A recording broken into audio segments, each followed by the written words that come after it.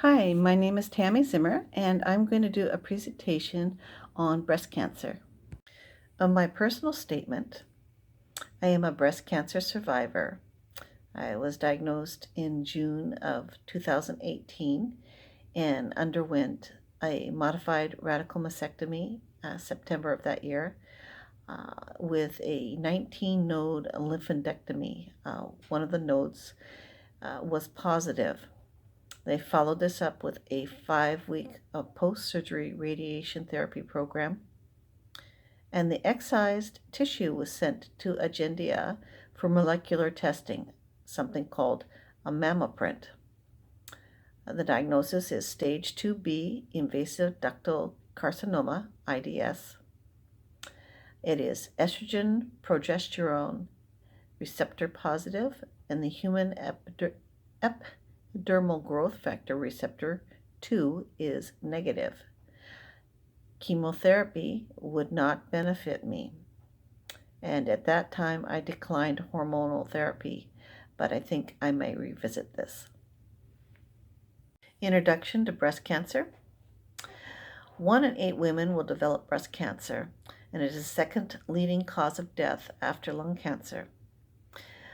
Types categorized by spread of the mutated cells are ductal carcinoma in situ, DCIS, invasive ductal carcinoma, IDS, and metastatic breast cancer. Breast cancer will most commonly spread or metastasize to the bones, lungs, brain, and liver. And types categorized by location are ductal, lobular, Paget's disease, which is in the nipple, phyllodes tumors in connective tissue, and an inflammatory breast cancer, which involves the skin. And it's not very common. It usually affects 1 to 5% of the cancer population. It's very aggressive, and it's usually stage 3 when it is diagnosed, and it has a worse prognosis. Historically, breast cancer has been treated with surgery, mastectomy, and radiation therapy. But in the late 1960s, chemotherapy became a common therapy tool, and by the 1990s, hormone therapy had become quite popular. Current knowledge and treatment. Early detection by mammography, ultrasound, and MRI imaging is driving the survival rates for breast cancer upward. Core needle biopsy of suspicious tissue will determine the presence of cancer cells, and immunohistochemistry testing will determine hormone receptor or human epidermal growth factor 2 or HERS2 presence and suggest appropriate therapy. There are blood tests for the BRCA gene, which will determine whether high-risk women with a family history of this mutation are carrying it. Cancer, the current research into cancer determines that it consists of cells that have had their DNA mutated in such a way that the growth regulation has been turned off. This is a little understood science. Current knowledge and treatment continued. Estrogen receptor positive is present for 80% of all breast cancers. Progesterone receptor positive is present for 65% of all breast cancers. And HERS2 positive is present for 20% of breast cancers. Breast cancer that is negative for all 3 receptors is called a triple negative, and it comprises 10 to 15% of all breast cancers. The BRCA1 gene mutation is common, and it affects younger women of African descent most often. The first hallmark of cancer, sustaining proliferation signal, occurs in ER, PR, and HERS2 positive cancers. The second hallmark, activating invasion and metastases, occurs in the triple negative cancers. The third hallmark, evasion of immune destruction, is met by the triple negative cancer. Epidural growth factor, or EGF, signaling and the HERS2 pathway. Extracellular growth factor ligands are transduced into the cell cytoplasm to promote the proliferation cascade pathway. Growth factor binds to the EGF receptor at the cell boundary. This changes the shape of the receptor and makes it easy for it to bind with another. Two EGF receptors, one of which can be the HERS2, which does not need a ligand to bind, they form a dimer. Autophosphorylation, or a phosphate, is added, and intracellular transducers are activated.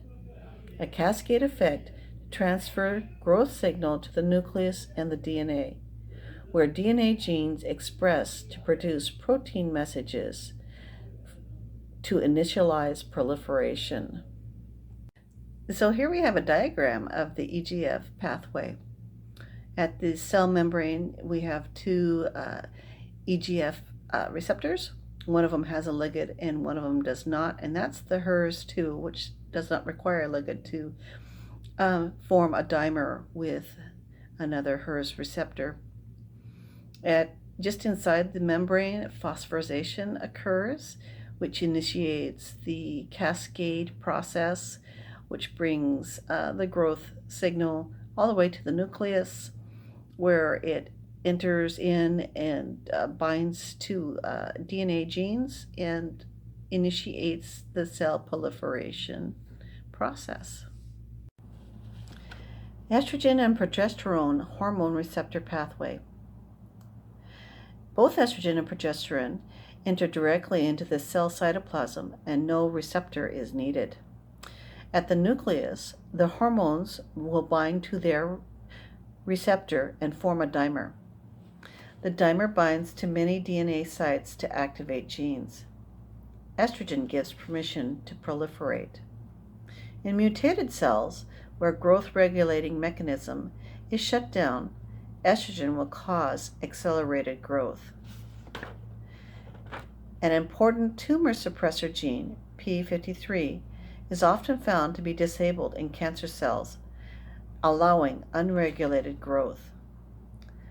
Tamoxifen, an estrogen analog used to hinder cell growth, will bind to the estrogen receptors very tightly, changing the shape of the dimer so that it will not bind with DNA, halting the signal pathway at that receptor.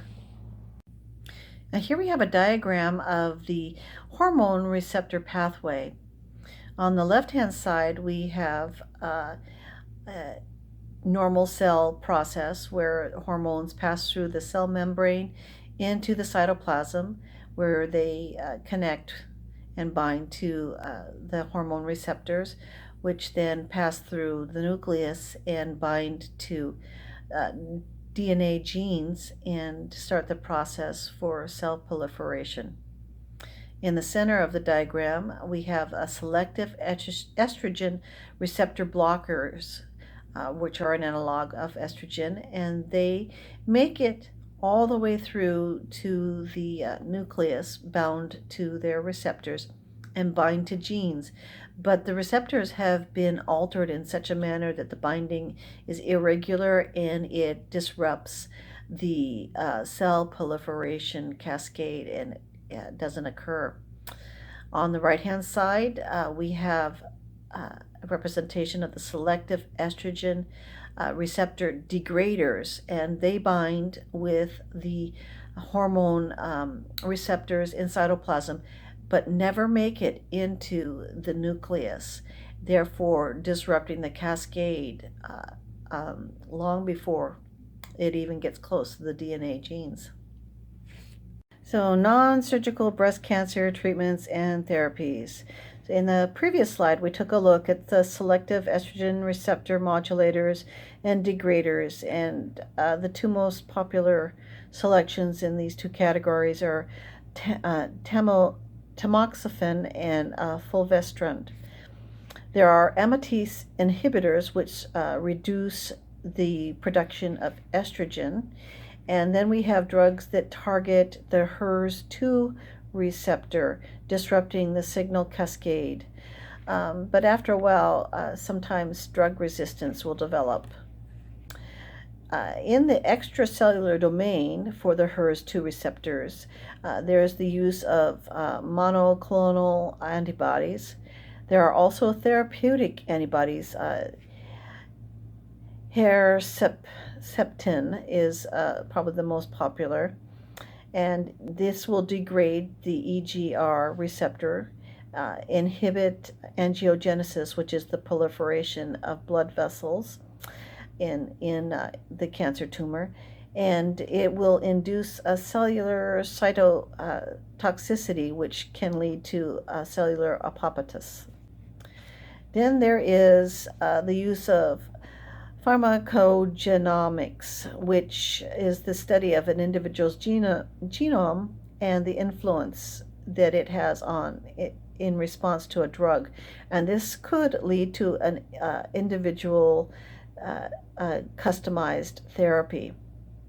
The last thing I want to talk about is something I kind of came across in my research, and it's a scientific research that is indicating that progesterone receptors could slow the over-proliferation of estrogen receptors in ER/PR positive breast cancer, and this could possibly lead to the development of progesterone therapy. So I came across two interesting trials, and they are coming from the Avon Pfeiffer Foundation for Women. They are for breast cancer in its advanced stages, and they're looking for methods to slow the progression down a little bit. The first one is testing whether or not a combination of Ibrance, bosutinib, and fulvestrant in combination will do this. And the other one is looking at a StemVac vaccine, and I would possibly be interested in both of these, particularly if my breast cancer comes back and maybe I can contribute.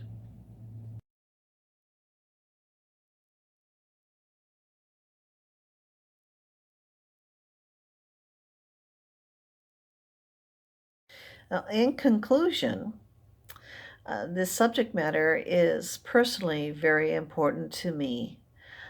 Biology has always been a fascinating subject, though it's a difficult discipline to grasp. And in particular, molecular cellular engineering is so complex. Many of the papers that I read stated we have so much more to learn. And today we fight cancer by disrupting its supply chain. But tomorrow we will re engineer it out of existence. And right now we have registries for various conditions and diseases, a collection of medical histories and uh, uh, outcomes, therapies and outcomes. I just happen to belong to one of these. The future is free access to this information, the historical, current, and emerging testing and techniques for managing health conditions. I have it available to anybody who's interested in pursuing the information. There is a good reference, Registries for Evaluating Patient Outcomes, a user's guide, and it can be found on the NCBI government website.